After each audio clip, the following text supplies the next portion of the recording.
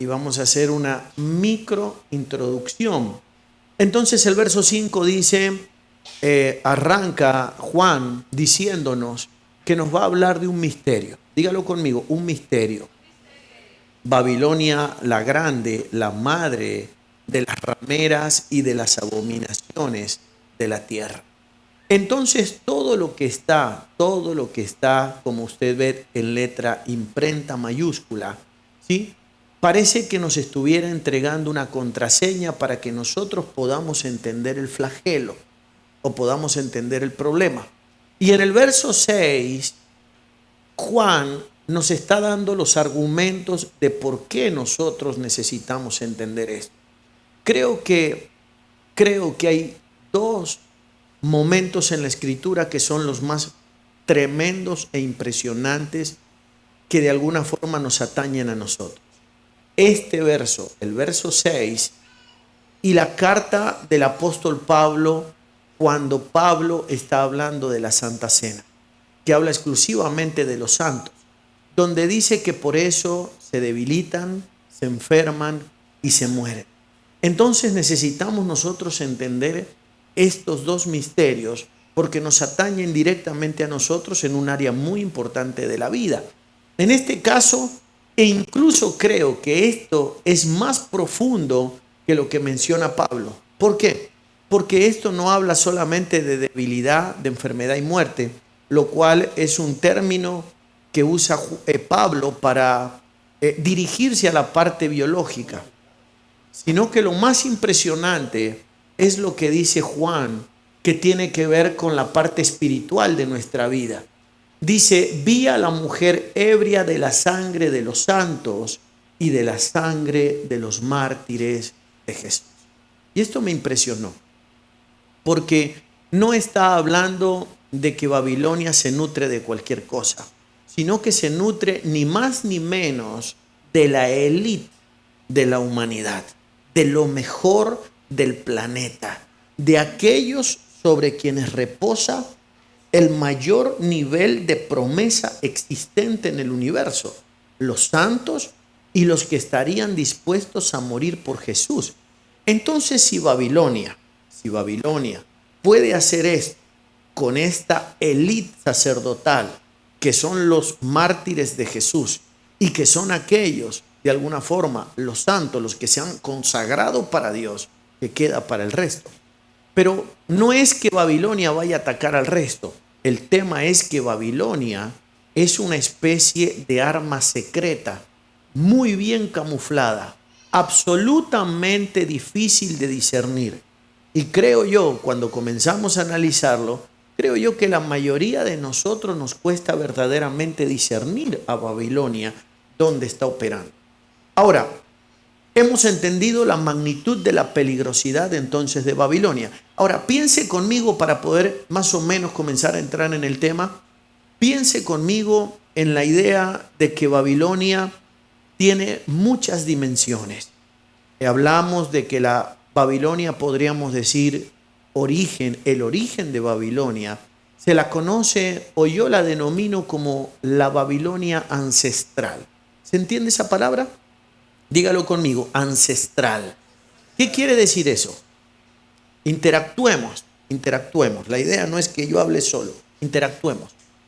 ¿Qué es ancestral? Necesito preguntarlo para que sepamos, ¿sí? Y tengamos una idea de que nos estamos entendiendo. ¿Qué sería ancestral?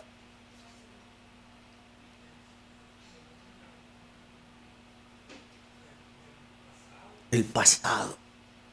No sabemos cuánto hace, pero sí sabemos de que es muy antigua y también sabemos que es el primer ente enemigo del Creador. ¿De dónde sacamos esa información? De la carta del apóstol Pablo a los Corintios. Por eso es que dice Pablo, el postrer enemigo a ser destruido es la muerte. Quiere decir que la muerte fue el primero. A ver, dígalo conmigo, el primero. Si es el último, postrer es último. Si es el último enemigo a ser destruido, es porque fue el primero. Lo segundo que entendemos entonces es que la muerte no solo que es ancestral, sino que la muerte, que es Babilonia, que es la reina del cielo, que es la maldad, que es la iniquidad, no solo que es una cuestión ancestral y la primera, sino que también es una cuestión universal. No sabemos la dimensión del alcance. O sea que Satanás es un discípulo de la muerte. La caída de Satanás es mucho más reciente o bastante tiempo después de la caída de la muerte. ¿Se comprende, no? Ahora, déjenme que podamos entender esto. Ahí hay muchas preguntas seguramente que van a surgir, pero no tenemos el tiempo. Yo quiero que piense conmigo en que entonces Babilonia tiene dimensiones que están segregadas en medio de la sociedad o de la creación. Vemos de que hay una Babilonia geográfica, una Babilonia histórica, una Babilonia profética, una Babilonia militar, una Babilonia política, una Babilonia económica, una Babilonia religiosa. 7 por lo menos dimensiones de Babilonia que atañen de alguna manera a la sociedad o al planeta. ¿Me está siguiendo? Todas ellas. Babilonias al fin.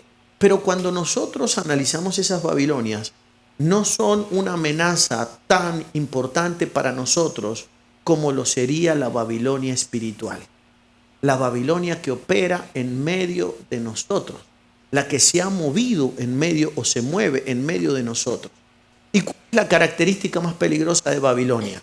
Que tiene una naturaleza diferente a la de Satanás. Satanás se lo conoce como Satán o el adversario, el opositor. O sea, es alguien que se opone directamente al mandamiento. Pero Babilonia no.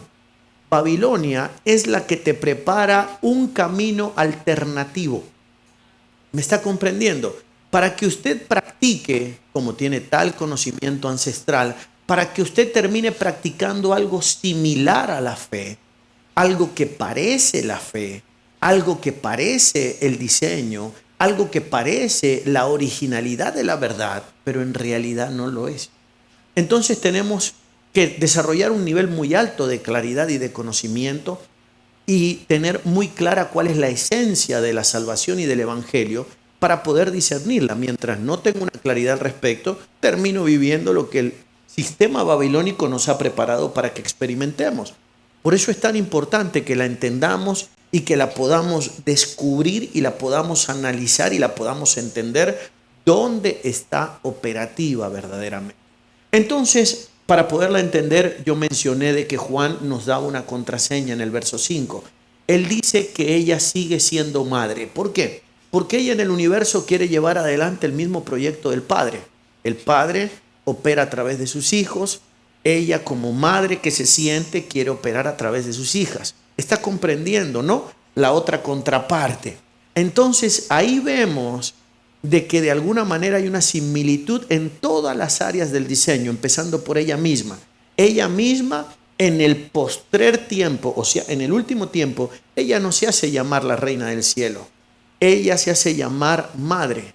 ¿Cuándo se hacía llamar reina? Cuando sobre la tierra había o conocían a un rey. Ella siempre ha operado de manera paralela, incluso en el tema de las jerarquías y de los nombres. Entonces, cuando Dios se revela a la humanidad como Padre, ¿no le llama a usted la atención de que Juan la pone en evidencia a ella como madre? Cuando el Padre decide enviar al Hijo a operar a la tierra o operar a través de sus hijos, aparece ella tratando de operar a través de sus hijas. Pero la Biblia da una característica muy importante para poder decodificar el mal. Juan dice que sus hijas son rameras. Por eso anoche comenzamos a hablar de las rameras que aparecen en la Escritura. Y comenzamos a hablar de las primeras que van apareciendo en la palabra y que nosotros necesitamos entender. Y comenzamos a hablar de Tamar, alguien que se preparó, se disfrazó como tal y se le cruzó en la vida a Judá, como ustedes saben. Y cuando se le atravesó a Judá, trajo una alteración en la vida de Judá. Le quitó 3 cosas. Dígalo conmigo, 3 cosas. Recuerde primero quién era Judá. Judá significa alabanza. Y la alabanza es la exteriorización de la relación con el Creador. ¿Qué es la alabanza? No es cantar en todo su sentido. Cantar es parte de la alabanza, ¿sí? Hay gente que puede alabar a Dios sin abrir la boca. Se puede alabar a Dios sin tener ningún tipo de movimiento natural o biológico en nuestro ser. Y se puede alabar a Dios, sino como lo harían las plantas, como lo haría la naturaleza y como lo haría la creación, que constantemente está alabando a Dios. Quiere decir que la alabanza va más allá de cualquier expresión corporal. Pero Babilonia nos ha hecho creer de que la alabanza reside en la expresión corporal. Y sabemos nosotros que hay algo más importante que la expresión corporal. Y tiene que ver con los pensamientos, con la mente y con el corazón. Entonces se da un fenómeno. Hemos aprendido rápidamente a simular corporalmente, ¿sí?, las expresiones de la alabanza, pero en realidad no lo estamos experimentando en lo profundo y en el ámbito más importante del ser, que es en el corazón y en la mente.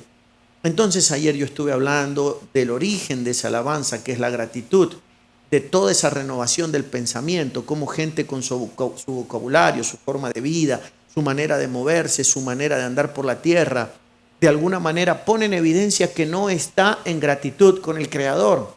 Pero luego venimos a esta dimensión y levantar las manos es facilísimo. E incluso entonar un cántico, podríamos cantar toda la noche. Pero por hacer eso, no estaríamos siendo aprobados en una dimensión de gratitud. Entonces, para que eso sea real, tenemos que experimentarlo en lo profundo de nuestro ser. Por eso cuando hablábamos ayer de los portales dimensionales, a la dimensión de la prosperidad, a la dimensión de la multiplicación, a la dimensión del conocimiento, a la dimensión de la revelación, explicaba de que no se pueden cruzar esos portales si no es con una acción ¿de qué? De gratitud. Y nosotros creíamos de que eso iba a pasar levantando las manos, cantando, saltando y aplaudiendo, y que Dios me iba a introducir en esas dimensiones. Si fuera así, la iglesia no sabría dónde archivar, acomodar tanto conocimiento revelado. Pero vemos nosotros que hay una escasez de conocimiento, que hay una escasez de revelación. Es porque no tenemos la llave verdaderamente. Y Babilonia se encargó de que nosotros experimentemos o tratemos de lograr cosas a través de una herramienta superficial.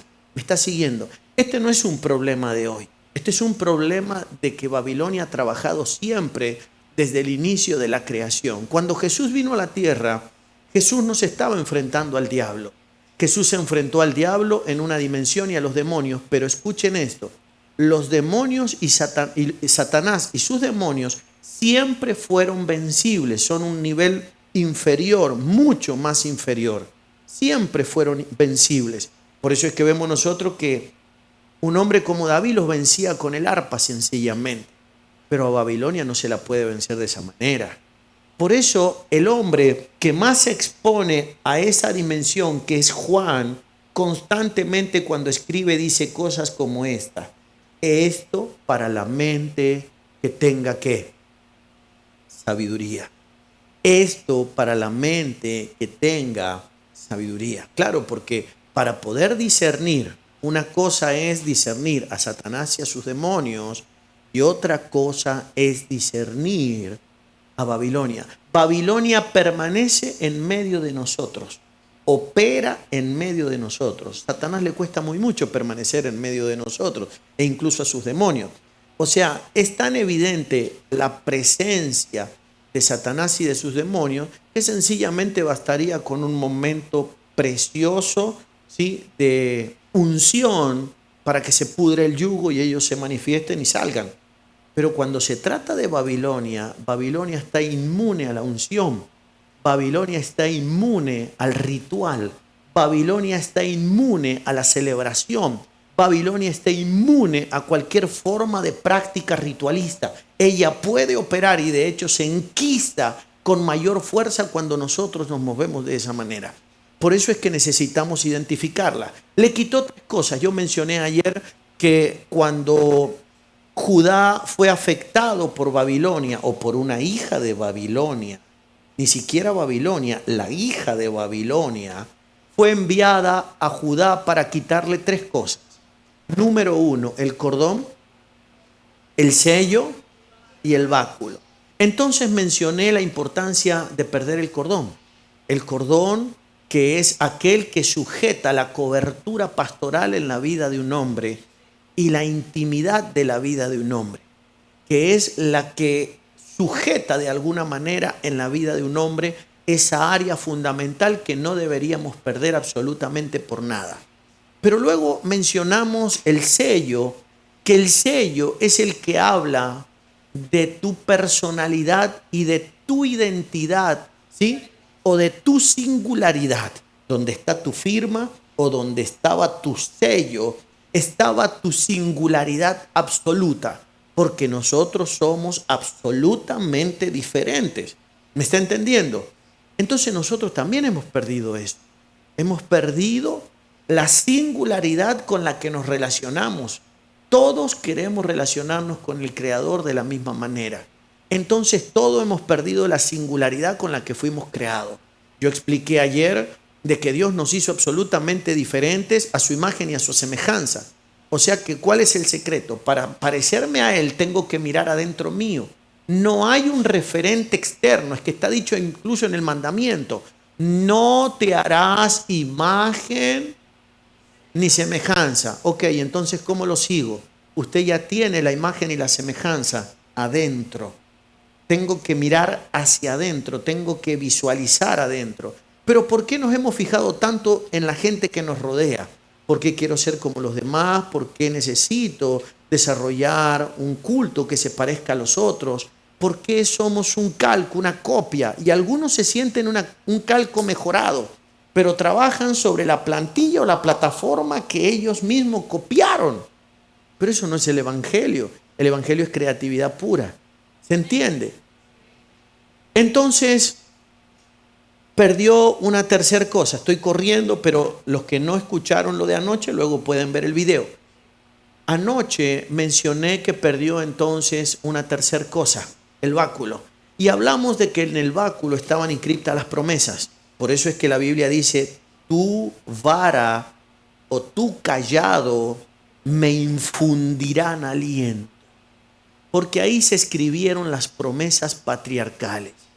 Ahí es donde se escribieron. Entonces, cuando alguien en medio del valle de la sombra y de la muerte tenía la posibilidad de mirar en esa promesa que el Creador le había hecho a alguien, y daba la posibilidad de que yo me sintiera el heredero o el legado de ese hombre. Hace unas horas, cuando meditaba en todo esto, estaba pensando en Abraham. Y una de las cosas que me llamó poderosamente la atención o que visualicé ahí, de hecho lo anoté, lo escribí acá, a ver cómo lo escribí. Sí, o sea, una nota para mí. Escribí que necesitamos padres como Abraham. Por supuesto que ahí no estoy diciendo nada nuevo, todo el mundo lo sabe. Pero, ¿por qué padres como Abraham? Con una relación con el Creador como la que tenía Abraham, es un modelo para nosotros. ¿Cuál es la evidencia de que Abraham tenía una relación totalmente diferente a la de la mayoría hoy en día? Porque la Biblia muestra de que el padre lo atendía o lo servía con pan y con vino. Y eso se nota. Cuando Dios levanta a un hombre con pan y con vino, eso se ve desde muy lejos. En 30 minutos o quizás en menos, uno percibe cuando un individuo es servido por el Creador con pan y con vino. Si no hay pan y si no hay vino, tenemos un problema generacional. Por eso es que Dios no podía llevarlo al nivel que había que llevarlo a este hombre hasta que este hombre no tuviera una relación con el Creador del pan y del vino. O sea, una relación de aposento alto, una relación de revelación, una relación que le asegurara la posteridad a nosotros, que éramos las generaciones venideras. ¿Me está comprendiendo? Es lo que pasó. Vemos nosotros la contraseña de Dios mencionada por Pablo en la carta a los Hebreos, que dice que cuando Abraham y Dios, a través de Melquisedec, experimentaron el pan y el vino, la Biblia muestra algo muy impresionante. Dice que en aquel momento diezmó, ¿sí? Como usted sabe, uno de los 12 patriarcas, llamado Leví, bisnieto de Abraham, no nacido todavía. No había nacido ni Isaac ni Jacob, y mucho menos los 12 patriarcas. Pero la Biblia describe de que ya estaban diezmando sus descendientes. ¿Me está comprendiendo? Cuando él hizo lo que hizo. Y eso ocurrió a través del pan y del vino. Ahora, cuando vemos nosotros a Babilonia, de alguna manera entonces Babilonia, cuando opera como opera, ella no tiene problema de que nosotros celebremos todo lo que queramos. No tiene problema de que celebremos la Santa Cena si usted quiere 2 veces por día, por la mañana y antes de irse a la cama, ¿sí? No tiene problema. Yo me acuerdo hace muchos años, recuerdo que había una persona que tenía un problema seriamente espiritual y que estaba endemoniada, de verdad, bien endemoniada. Un joven, era un jovencito. Y yo me acuerdo que los pastores me pidieron y me dijeron, vamos a verlo. Habían como 7 u 8 pastores de la zona. Y cuando yo llegué, el joven estaba en una cama, estaba casi como la exorcista, ¿se acuerdan de aquel acontecimiento? Entonces cuando yo llegué ahí, los pastores me dijeron, no sabe todo lo que hemos hecho. Hasta me dicen, hemos celebrado la Santa Cena todos los días. Todos los días los pastores oraban, liberaban y celebraban la Santa Cena. Entonces cuando yo llegué, le dije, pueden celebrarla si quieren 3 veces por día, a la mañana, al mediodía y en la tarde, que no va a pasar nada. ¿Por qué? Porque no entendemos nosotros la esencia. Babilonia nos privó de la revelación y nos dejó practicando el ritual. Entonces ellos me dijeron, ¿qué va a hacer? Y el Señor me dijo ese día, enseñales a ellos esto. Ellos habían celebrado la Santa Cena aproximadamente estoy hablando de una cosa muy grave, habían celebrado la Santa Cena aproximadamente durante un mes. Todos los días, más todo el movimiento de oración y demás. Entonces, trae a mi corazón la idea de que yo también celebre la Santa Cena. Entonces yo le dije, vamos a celebrar la Santa Cena. Y me dijeron ellos, bueno, le digo, preparemos la Santa Cena. Y aparecieron ellos, los pastores con sus líderes. Tenemos que haber abierto un grupo como de 15 personas con toda la parafernaria, el mobiliario evangélico, con los vasitos. Por allá discutían entre dos, no vayan a traer vino con alcohol. El otro decía, no, nosotros, como que la tomaban ellos con otro nivel de pureza porque la tomaban solo con mosto. Y los otros discutían porque decían que el pan lo preparaban en casa sin levadura y que no tenía ningún aditivo. Y los otros decían, no, yo pongo cualquier pan porque lo importante no es si tiene... Entonces cuando vi todo ese cuadro dije, con razón, esto es Babilonia. O sea, esto es una operación superficial de nosotros. Entonces ellos me dijeron, vamos a traer. Entonces yo les dije, la voy a celebrar solo la Santa Cena. Ustedes no van a tomar ni vino ni van a comer pan. No se ofendan, pero esto es entre yo y Dios. ¿Se entiende? Imagínenselo a Abraham con todo su ejército, los hombres nacidos en su casa y diciéndoles, acá vienen a servirme la mesa. Pan y vino, pero es para mí solo, no es para todos. Porque Jesús, cuando fue a celebrar la Santa Cena, no se llevó a la congregación como lo hacemos nosotros. Se llevó a individuos que de alguna manera tenían que tener un propósito en el corazón. Eso nos hace la religión. Hacemos todo en serie, todo para todo, tipo socialismo. Y hay gente que ni siquiera sabe lo que está haciendo, ni valorándolo, ni por revelación. Entonces yo le dije, miren, no se compliquen, tráiganme un vaso de vino del que se les dé la gana, ¿sí? Y tráiganme un trozo de pan de la panadería que quieran o de hecho por las manos que se les dé la gana. Entonces cuando me trajeron el pan y el vino, yo partí el pan, di gracias, agarré el vino y no lo tomé. Se lo tiré al endemoniado. Entonces cuando se lo tiré, él saltó de la cama y se paró como la exorcista. Faltó que se pegara del techo. Se levantó de la cama. Y cuando se levantó de la cama, a los minutos reaccionó. Entonces todo el mundo se quedó admirado porque dijo, wow, esto nosotros nunca habíamos visto. E incluso viendo que el endemoniado había sido liberado, algunos estaban escandalizados afuera, criticando que cómo yo hacía semejante cosa de tirar el vino de esa manera sobre la vida de alguien. Entonces ahí entendemos nosotros que no hemos entendido la esencia de las cosas. Le estoy dando un ejemplo, ¿me entiende, no? Pero eso tiene que ver con la revelación, tiene que ver con entender la esencia de un mensaje. Ahora piense conmigo por un momento. Hay cosas que no se pueden entender desde la dimensión del razonamiento, sino que se tienen que entender desde lo profundo del corazón, que es lo que entendió Abraham aquel día. Pero sí vemos de que hay un conflicto muy importante en esta área. Para que Abraham fuera servido con pan y con vino, y luego él desencadenara la bendición de su descendencia, que era su hijo Isaac, porque ahí es donde le liberaron al Isaac ya en los testículos de él, en los espermatozoides del viejo Abraham, ocurrió cuando le sirvieron pan y vino. Pero para que eso ocurriera, la Biblia dice que él tuvo que dar el diezmo de todo.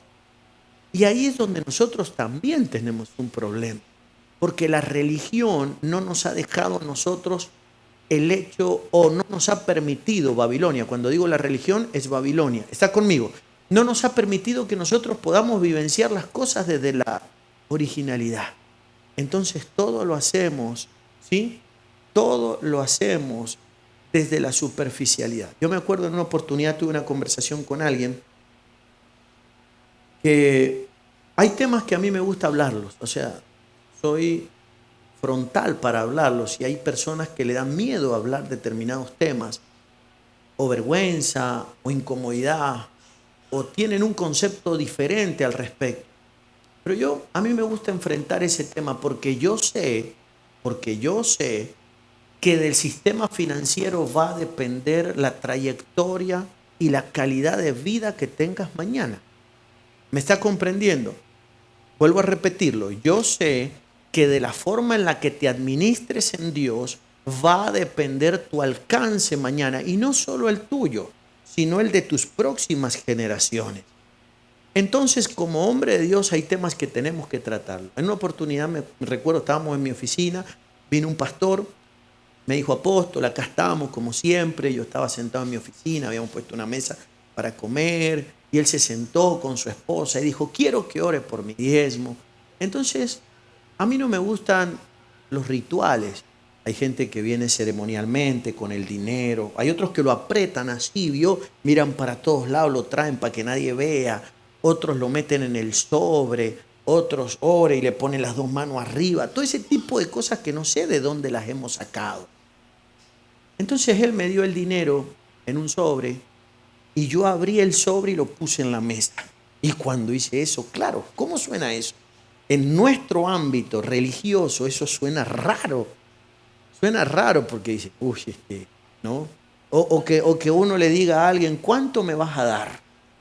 Son ese tipo de cosas. No, ¿cuántos intereses? Eso no es de Dios, eso. Pero la Biblia dice que Jesús, cuando la gente ofrendaba, y lo dice claramente, y de hecho habló del tema, dice que él miraba la ofrenda.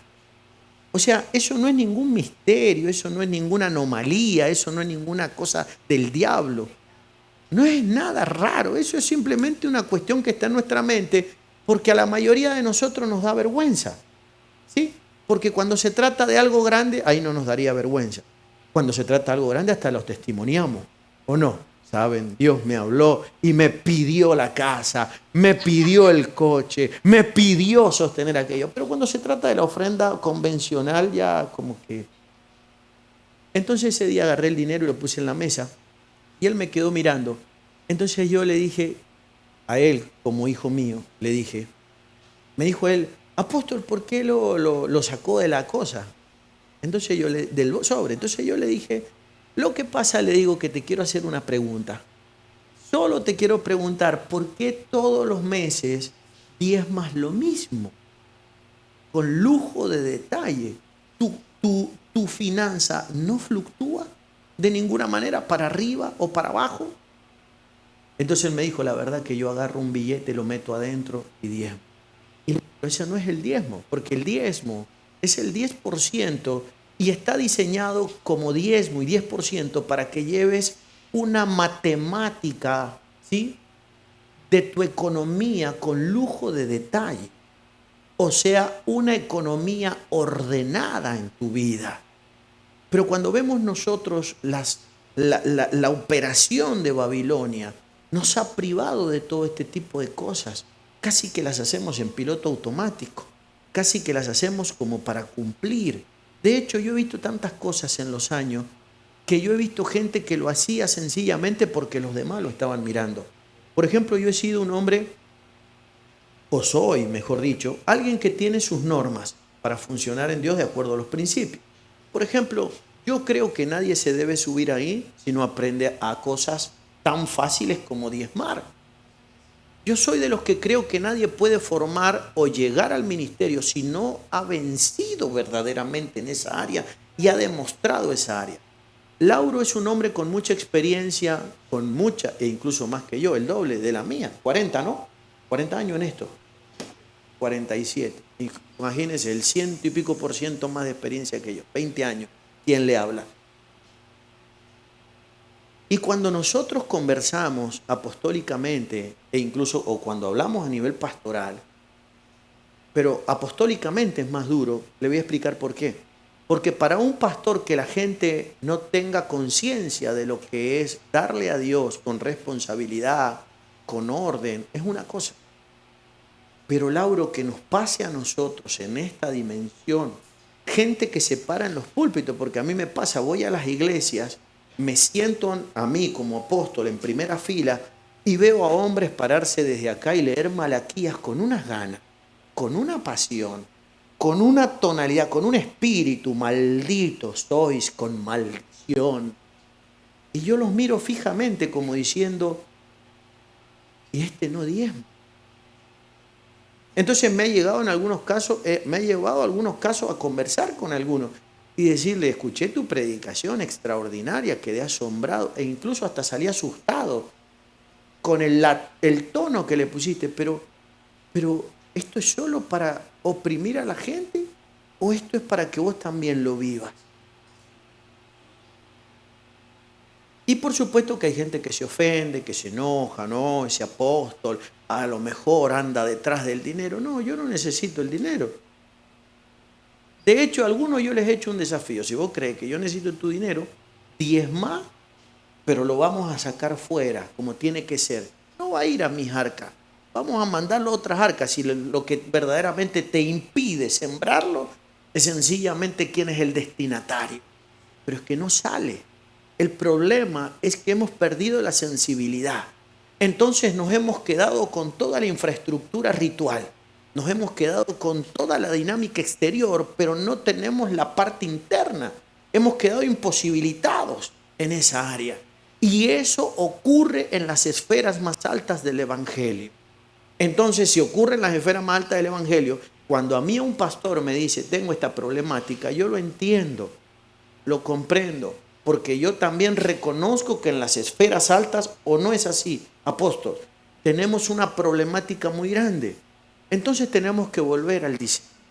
Dígalo conmigo, el diseño. Tenemos que volver al diseño. ¿Quién ha operado en ese nivel? Vemos nosotros una operación babilónica, vemos una operación donde se perdió la sincronicidad con el Creador, donde dejé de recibir en la conciencia, donde dejé mi relación se perdió con el Creador y termino de alguna manera viviendo algo exterior. Esto no es la primera vez que ocurre. Esto ya ocurrió en la tierra. Jesús vino a la tierra y le dijo, ustedes aman el orar en lugares públicos, en las plazas. 2, a ustedes les gusta el atuendo religioso, impresionar a la gente con ese tipo de cosas, con las vanas repeticiones. Y vemos nosotros que nosotros hemos caído en lo mismo. Por eso es tan importante que nosotros podamos recuperar el origen, que podamos recuperar de alguna manera, identificar. Ahora, ¿dónde está el problema? Que puedo terminar funcionando toda la vida. Dígame esto, por favor. Venir a una casa común determinada cantidad de veces a la semana, formar parte de una infraestructura, para no vivir esto en la verdad y en la esencia, ¿tiene sentido? Dígame la verdad. ¿Verdad que no tiene sentido? Para eso, no sé, me quedo en la casa viendo un partido de fútbol. No sé, porque no voy a llevar a ninguna parte. Ahí es donde se da el fenómeno que describe Juan. Juan dice que se embriaga con la sangre de los santos y de los mártires. O sea, vemos una pérdida del tiempo y de la vida de gente que tiene las condiciones para experimentar algo verdaderamente glorioso. Pero es una decisión que yo tengo que tomar. Es importante que nosotros recuperemos lo que perdió Judá en Cristo Jesús. Por eso Cristo Jesús nace de esa simiente, viene de esa genealogía, porque tiene que revertir lo que todas estas rameras de alguna manera le inocularon a la humanidad, y sobre todo en los ámbitos de la fe. Ahí es donde vamos a tener que trabajar fuertemente. Por eso elegí el primer punto, entenderlo de esa manera. Por supuesto que estamos mucho más complejos en el día de ayer, pero necesitamos entenderlo a profundidad, porque lo que de alguna forma Babilonia termina afectando, dígalo conmigo, es mi relación con el Creador. Y eso no nos puede pasar en ningún caso. ¿Está conmigo? Ahora, vamos a entrar en algo que no hemos mencionado, ¿sí? Vamos a aprovechar entonces el tiempo. ¿Hay alguna pregunta? ¿Alguien que quiera preguntar si en algún sentido, ya que hemos tocado un punto mencionado anoche? ¿Alguien que quiera aportar algo? ¿Cómo? Sí, sí.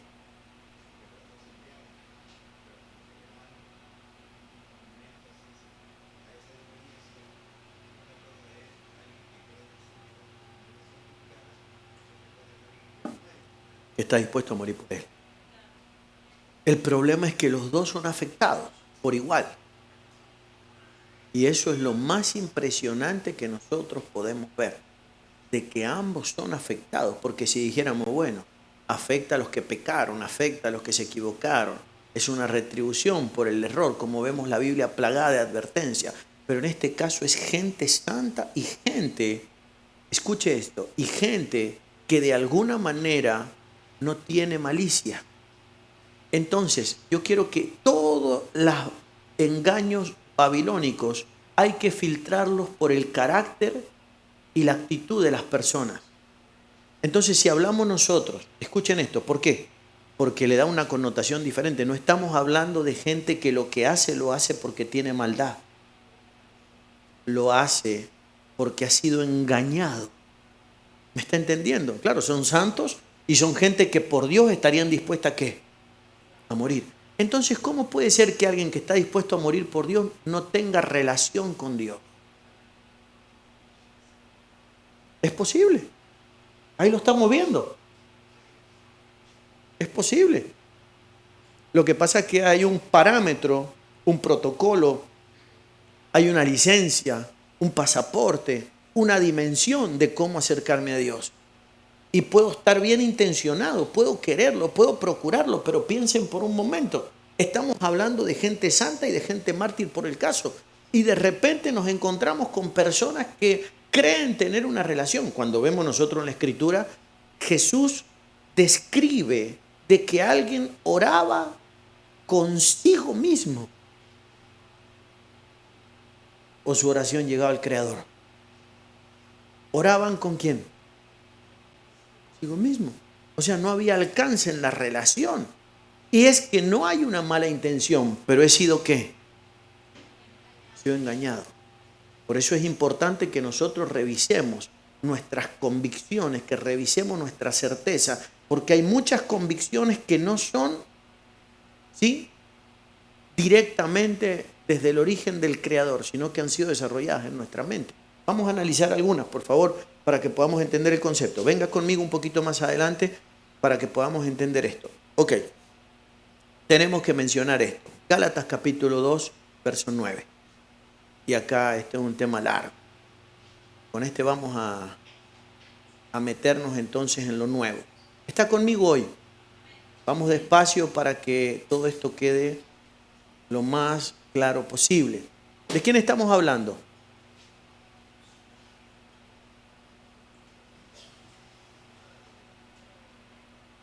Ok, dije Gálatas, ¿no? No, pero no es Gálatas. Perdónenme. Déjeme un momento que quiero. Creo que la versión de las Américas lo dice. Eh, ok, déme un momento.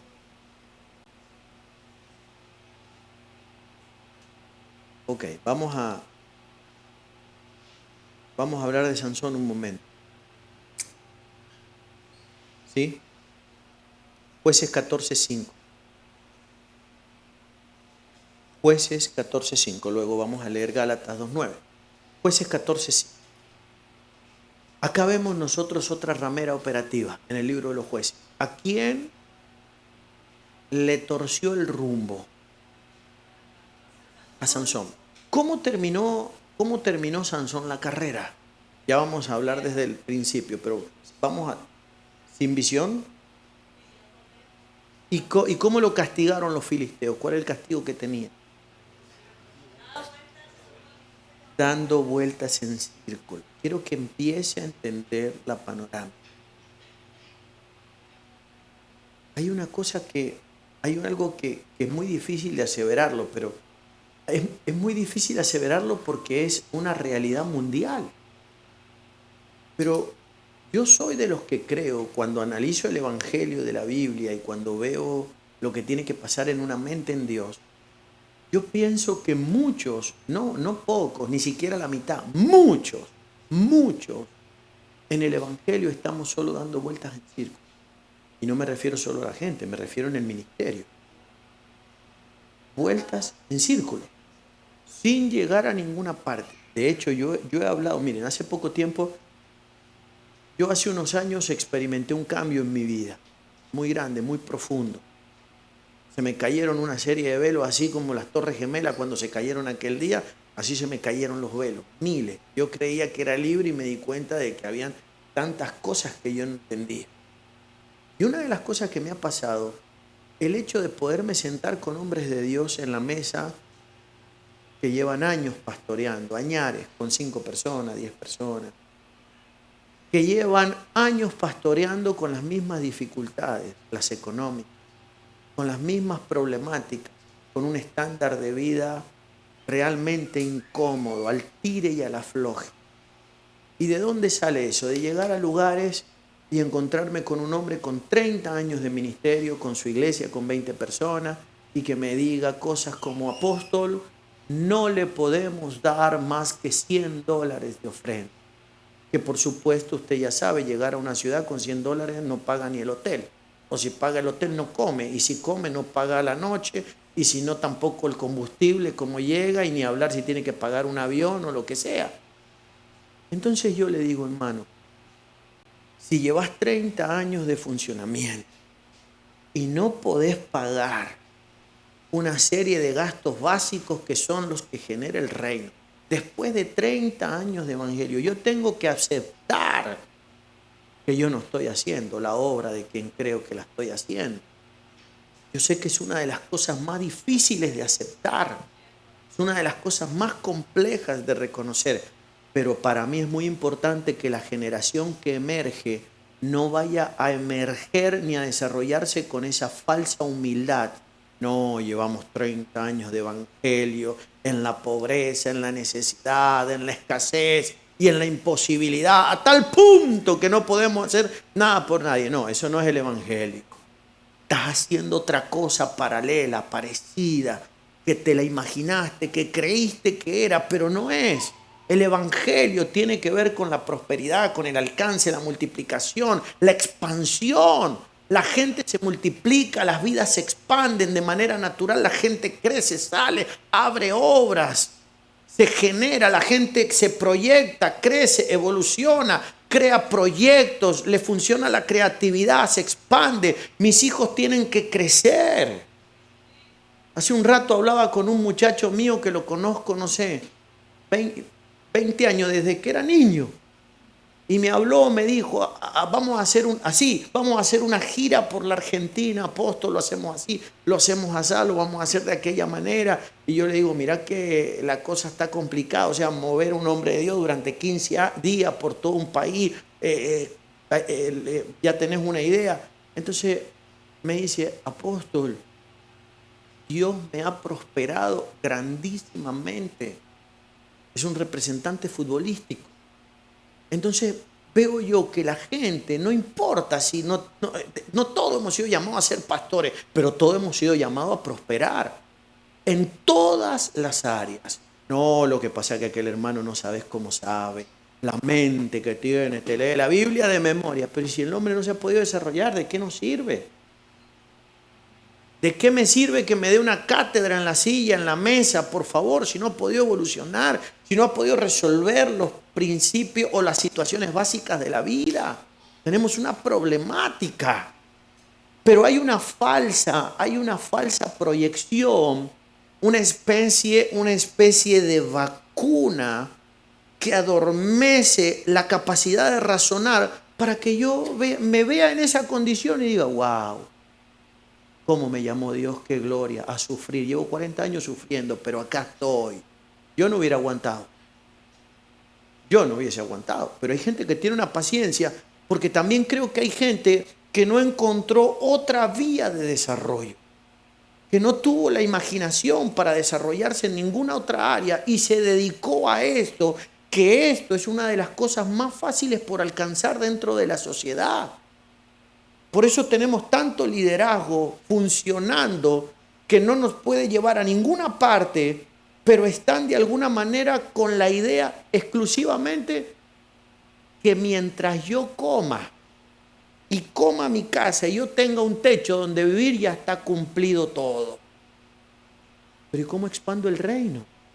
¿Pero cómo invierto en tu vida? ¿Cómo te ayudo a desarrollarte? ¿Cómo te ayudo a crecer? ¿Cómo hago para ser un modelo? ¿Cómo hago para mostrarte el camino? Tengo la responsabilidad de evolucionar. Si no, Juan no hubiera dicho lo que dijo. Amado, mi deseo es que prosperes todo. Entonces vemos a Babilonia haciendo un daño muy grande. Ahora, piense conmigo en este concepto, por favor. ¿Está listo para que nos desarrollemos? Perdóneme si le estoy matando un par de vacas sagradas. Perdóneme. Escuche, no quiero ofenderlo. No estoy en ese plan. Porque hay gente que a veces dice, no sabe cómo nos dio, nos confrontó, ese que se cree, el problema es que es argentino, a lo mejor, por eso será. No. Estoy tratando de ser escritural y estoy tratando de ayudarlo. Estoy tratando de que usted no se le vaya a ir la vida haciendo culto todos los domingos, ni tampoco quiero que usted asista a una iglesia durante 40 años y usted siga con todos los problemas de toda la vida. ¿Me está entendiendo? O sea, no evolucioné. Es como ir a la universidad y salir de ahí y decir, ¿te recibiste? Todavía no. Pero si vos llevas 20 años, ¿cómo no te vas a recibir un día? Por favor. ¿Me está comprendiendo? Esta es la única infraestructura de enseñanza en el planeta que gradúa en el más bajo porcentaje de hombres en la sociedad. Esta, la iglesia, es la infraestructura de enseñanza que gradúa la menor cantidad de seres humanos. ¿Pero y por qué? ¿Por qué nadie lo nota? Porque estamos inoculados con algo para no ver. Y cuando Dios, de hecho, lo que está mal visto es que se nos dispare alguno. Lo que está mal visto es que alguno nos crezca. No, aquel lo prosperó el diablo. Claro, cuando se gradúa uno que de repente lo llama Google o lo llama la NASA o el tipo desarrolla una idea, es creativo, una empresa, un proyecto. No, ese porque es carnal, porque es el diablo. Ese abandonó el evangelio. ¿Me comprende? Estamos en contra. Entonces, conscientemente queremos que Dios nos dimensione, pero adentro nuestro hay como una especie de anestesia que nos ralentiza para verdaderamente buscar esa prosperidad y ese crecimiento. Y no estoy hablando de dinero, por Dios, estoy hablando de prosperidad, inteligencia, idea. Qué gloria es esa, ¿no? ¿Alguien dijo que quería decir algo? ¿No? Ok, nadie mencionó. Silvia, la escuché decir. No. Ok, perfecto. Entonces, piense por un momento. Vamos a entender a Sansón. Sansón terminó porque estaba ciego. Lo dejaron ciego, le sacaron los ojos. Pero para poderlo dejar ciego y dejarlo o hacerlo dar vueltas en círculo, le tuvieron que quitar la cobertura. Y la cobertura se la quitó Dalila. Entonces vemos nosotros de que Babilonia nos ha dejado sin cobertura a la mayoría. O sea que Babilonia, la infraestructura babilónica, creó o diseñó una serie de sistemas alternativos o de principios de consolación o de argumento para que nadie se detenga a decir, ¿en qué consiste la cobertura? ¿Me está comprendiendo? Entonces, ¿a qué lo hemos supeditado? Sí, yo estoy bajo la cobertura del pastor Efrén, asisto todos los sábados, los domingos, pero ¿es verdaderamente la cobertura la esencia que verdaderamente tiene que tener, que es el vínculo de paternidad? Porque la gente lo que tiene es un lugar donde se congrega. La mirada que tengo sobre la vida de mi pastor o mi apóstol es determinante, la mirada que tengo, no la forma en la que los saludo, los halago, las alabanzas, ¿cómo se dice vulgarmente eso en México? La salamería, las adulaciones, que un hombre cuando llega a la posición de nosotros, ¿eso es común o no? Ahí viene, mengano. Ese tipo de cosas no las creas, que no son importantes. Porque normalmente un hijo con su padre no es así. Es natural. ¿Me comprende? Esa salamería no termina no funcionando, ¿no? Claro.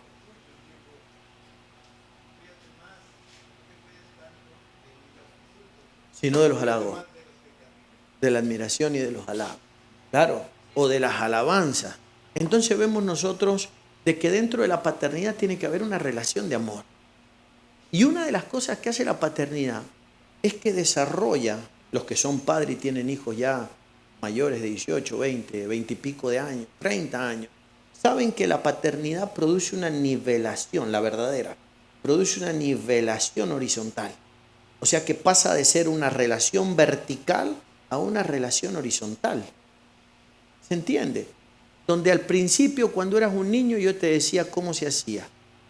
Pero ahora, cuando ya eres grande, estábamos en una conversación con Efrén desayunando, y Jonathan, y me encantó la palabra de Efrén, porque Efrén dice, yo veo esto así, pero quiero que diga qué es lo que ve Jonathan, ¿verdad? ¿Sí o no? Quiero que opine, quiero que él diga cómo. Claro, porque uno entiende que los hijos empiezan a qué. Pero luego hay otras formas. Hay tanta corrupción en ese ámbito, pero tanta corrupción, tanta manipulación, tanta opresión, tantas cosas, que nos reíamos, ¿no? De cosas, de anécdotas que uno escucha en estos ambientes. No escuche esa radio, no vaya a ese evento, no escuche ese fulano, no se junte con mengano. Que yo soy un hombre de 46 años, ¿cómo me va a venir a decir con qué me tengo que juntar? Pero nadie va a nadie. ¿Me estás comprendiendo? Sos mi pastor, sos mi apóstol. Y en los temas de la vida, sos mi maestro. Pero no me podés llenar de ese tipo de cosas en mi corazón. Si hay algo que no puedes superar, yo te voy a ayudar a que lo superemos y perdonemos a fulano y a mengano para que nos sentemos con total libertad. Pero no nos podemos aislar del mundo y de todo lo que no entendemos o no aceptamos. Pero el liderazgo ha cometido esos errores. Y de abajo hacia arriba exactamente lo mismo. La corrupción con respecto a la paternidad. De abajo hacia arriba la deshonra, los incumplimientos, el abandono, el hecho de no poder ver a mi cobertura o a mi cobertura como lo que verdaderamente es mi padre, mi paternidad, el hombre que de alguna manera Dios ha asignado sobre mi vida los niveles de honra, de honor, de reconocimiento, pero todo eso tiene que ver con el amor, se ha perdido eso. Entonces, ¿con qué nos conformamos? Con un cumplido. Nos conformamos verdaderamente con un cumplido. Nos conformamos con un momento, acá está. Desde acá somos un monstruo para presentar coberturas. Desde acá, ¿no? Acá está mi apóstol, acá está fulano, acá está mengano. Pero en la realidad de la vida hemos perdido todos los valores. No existen, no están.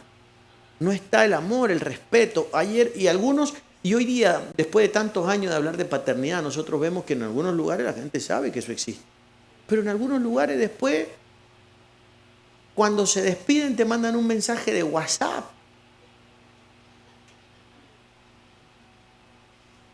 Y uno dice, pero ¿qué entendimos al respecto? ¿Entendimos el sentido verdaderamente? Entonces vemos de que Babilonia nos hace vivir una superficialidad, ¿sí? Con caminos alternativos a tal punto. ¿Cómo serán los caminos alternativos que lo invocamos a Dios? Apóstol Lauro, Dios me habló y me dijo que mi tiempo con usted se terminó. Y lo invocamos a Dios. Decimos que Dios nos habló. O sea que el mismo que institucionalizó la relación entre nosotros dos, que hace unos meses o años o décadas, llegué diciendo que soñé contigo, que Dios me puso tu rostro. ¿Vio las historias que se inventa la gente? Yo normalmente cuando la gente entra en esa dimensión bajo cobertura porque soñó, porque vio, porque se imaginó, eso no va a durar. Ahora, cuando un hombre dice, yo amo lo que usted tiene, ¿qué es lo que tiene? El pan y el vino. Claro, porque cuando se enfocan en uno están perdidos. Ahora, cuando se enfocan en lo que uno tiene, esa relación no va a cambiar jamás. Pase lo que pase, no va a sufrir alteraciones porque estoy enfocado en el depósito de lo que Dios te puso adentro y en el parámetro de que sé que Dios te asignó sobre mi vida. Entonces me voy a mantener, pase lo que pase. Me voy a mantener, yo sé, tengo que creer, pero el enemigo nos hace creer tantas cosas incorrectas. De hecho, yo tengo que reconocer que de hombres como nosotros han salido tantas manipulaciones, cosas como esta. Efrén, usted está bajo una cobertura incorrecta. Para que usted viva lo que usted quiere vivir, necesita otra cobertura. Casi como que me estoy señalando así, ¿no? Pero ¿cómo voy a decir ese tipo de cosas? Claro, pero ¿cómo voy a manipular? Entonces, esa manipulación, eso subliminal, eso llega a la vida de la gente. Y todo lo que comienza mal está condenado a terminar mal. Por eso es importante que cuando alguien se vincula exclusivamente. Si no está preparado para vincularse correctamente, vieron que el punto 1 era relación con el Creador. Punto 2 es la relación alterada entre nosotros. Está alterada la relación. Y ahora, yo lo mencioné en ese orden, pero no es el orden ese. Porque la relación con el Creador depende de mi relación con mi entorno. ¿O no dice eso la Biblia? No aclara eso la Biblia. No dice la Biblia que que el sol no se ponga sobre vuestro enojo, sobre todo cuando se trata de cosas tan íntimas como con tu esposa o tu esposo, porque entonces nuestras oraciones o nuestra relación tiene ¿qué? Estorbo. La Biblia no nos aclara a nosotros, escuche, para que entienda que la relación con el Creador está supeditada a la relación que tenemos entre nosotros. La Biblia no dice que el que no puede amar a su prójimo no ha conocido a quién. Entonces la relación con el Creador está supeditada a la forma en la que me relaciono. ¿Por qué Dios nos asignó un padre? Porque ese padre es la imagen tangible o visible del Dios invisible. O sea que, ¿podemos medir su relación con Dios? ¿Cómo? Por la forma en la que usted se relaciona con este hombre. Así de sencillo. Entonces no puedo venir yo acá y decir, Efrén, estoy en conflicto con mi pastor, pero anoche la paloma vino a mi hombro. Anoche el Señor me llevó al cielo, porque hay gente así. Están en conflicto con su pastor, con las personas, pero el Señor los lleva, los trae, les muestra el universo. Entonces uno le dice, escúchame, pero Dios no te va a mostrar Antes de mostrarte el universo, Dios no te va a mostrar que tenés que amar al que tenés al lado tuyo. No te va a amar que tenés que sostener la casa en la que te nutren. Y te está mostrando cosas intergalácticas. No te puedo creer. Nos volvimos fantasiosos. Vamos a hablar enseguida de la fantasía y de la creatividad. Ok.